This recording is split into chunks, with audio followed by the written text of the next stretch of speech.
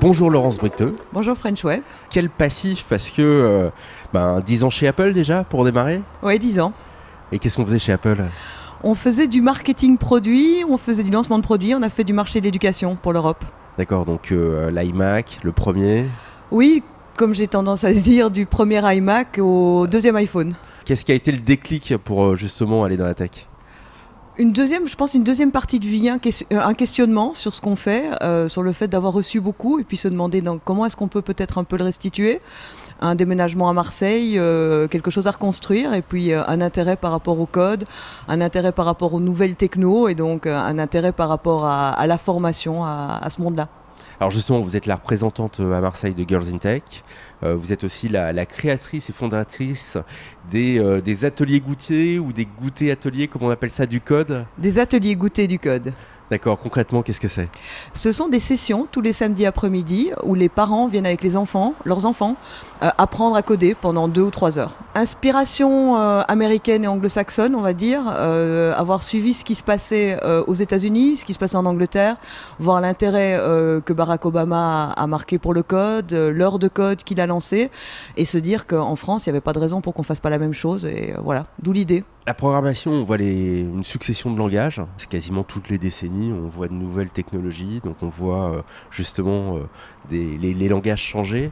En quoi c'est pertinent justement aujourd'hui de sensibiliser des enfants, de sensibiliser des parents à ce qu'est le code en soi, puisque les technologies changent en permanence et que finalement ce sont des métiers qui nécessitent un apprentissage au quotidien?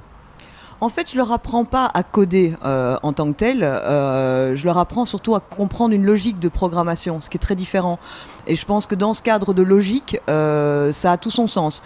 Par contre, en effet, les langages évoluent tellement vite que l'objectif, c'est pas de leur apprendre Objective-C ou Python. Voilà, on n'est pas là-dedans. On est dans la logique de programmation sur base d'un Java assez classique.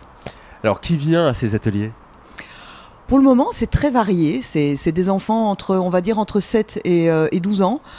C'est autant des filles que des garçons. Donc, comme quoi le gap entre les filles et les garçons dans la techno, c'est pas encore à cet âge-là. Et voilà, ils viennent avec leurs parents parce que les parents souvent ont vu un article, ont lu quelque chose et sont curieux autant que les enfants. Et donc, généralement, c'est aussi les parents qui emmènent les enfants, puis les enfants sont ravis.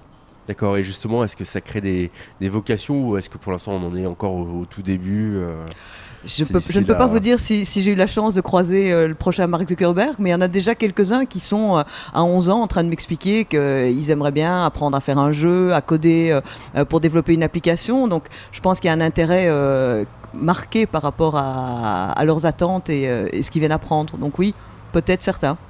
Alors on parlait tout à l'heure de Girls in Tech, donc vous êtes la représentante à Marseille. Justement, comment Girls in Tech vit à Marseille aujourd'hui ?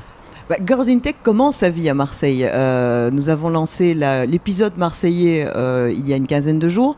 Nous sommes 4, nous sommes 4 Marseillaises à s'en occuper.